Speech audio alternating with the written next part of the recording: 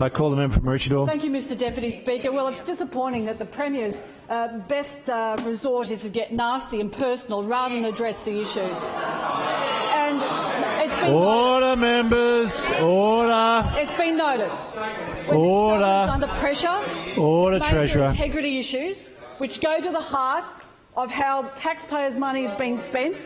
We go to the heart and how this government does business.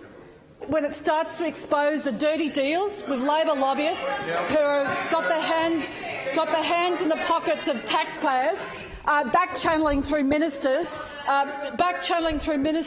subverting the process, the democratically elected process of having transparent decision-making, then you know this government is under pressure. They get dirty, they get mean.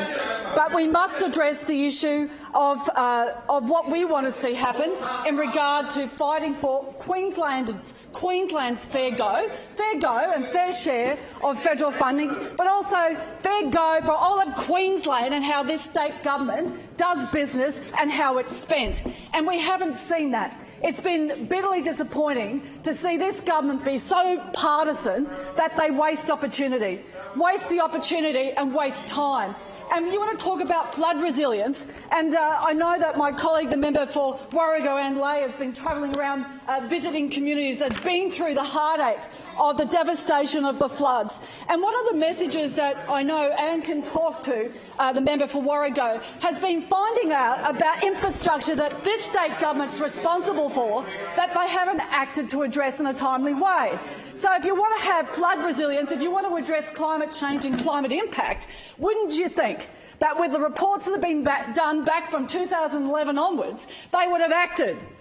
See, this wasn't about coming up with a con job a week ago and saying we've got a $700 million wish list from the federal government because in a week's time there's a budget, we better put something out.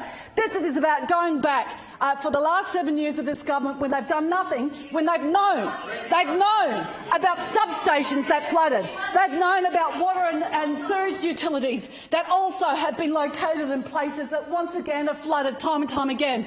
They've known about schools that have been vulnerable, and they knew and they know about an inner-city West School site in Toowong, in Perrin Park, that floods. And I took a photo of it. I was able to get out there during the floods, and they still want to build it there. What's their idea? Well, might fill up the site, and to heck with everybody else who may be flooded as a consequence of putting in the mitigations for a school in a bad zone, terrible to access. So why I raise this is that we want to see infrastructure and the dollars that come from the federal government spent correctly and rightly. But it's time that those who are responsible for delivering it on the ground with the boots on the ground, the state government, who are responsible for how it's spent, did their job, and they're not.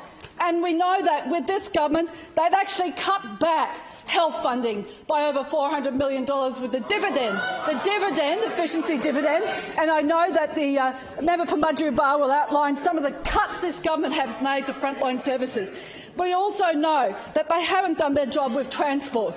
And it was actually this Premier who was sitting in Cabinet when Premier Anna Bligh tore up the project to duplicate the North Coast Rail Line. And here we are in 2022, and finally it's about to happen. And that's the problem.